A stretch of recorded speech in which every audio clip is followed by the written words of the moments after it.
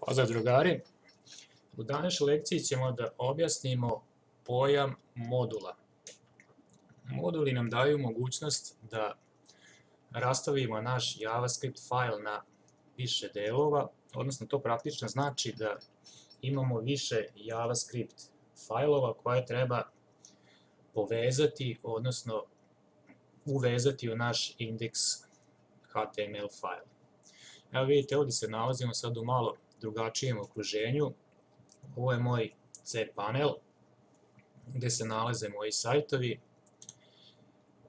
i ovdje smo napravili jedan index.html file i imamo dva JavaScript fajla.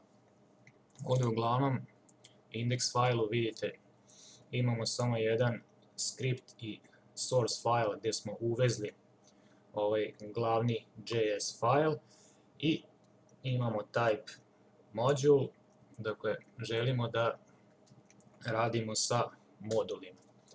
Ovdje u glavnom JS failu imamo jednu prostu funkciju koja šalje ovu poruku zdravo i imamo ovdje u drugom JS failu isto običnu funkciju koja nam šalje poruku ja sam importovana funkcija.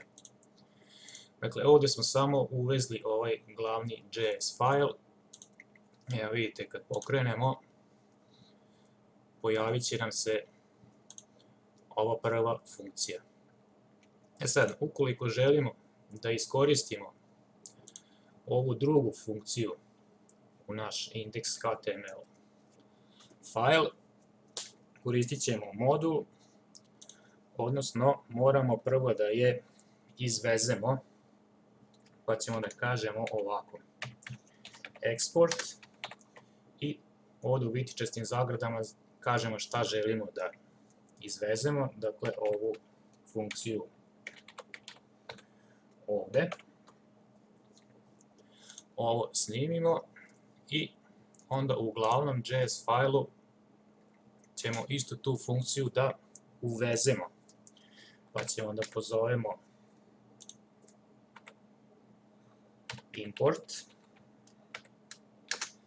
pa kažemo šta želimo da uvezemo, dakle ovu našu drugu funkciju i onda kažemo odakle želimo da je izvezemo, pa kažemo from i stavimo putanju gdje se nalazi, dakle ona se nalazi ovdje u ovom JS folderu i kažemo koje je ime,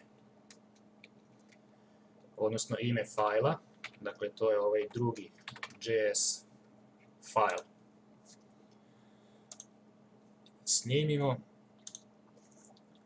i da pokrenemo, evo vidite, dakle dobili smo ovu importovanu funkciju i zatim nam se pojavljuje ova zdravo funkcija. Dobro, zašto se sada nalazimo u ovakvom okruženju, a ne u našem Visual Code editoru?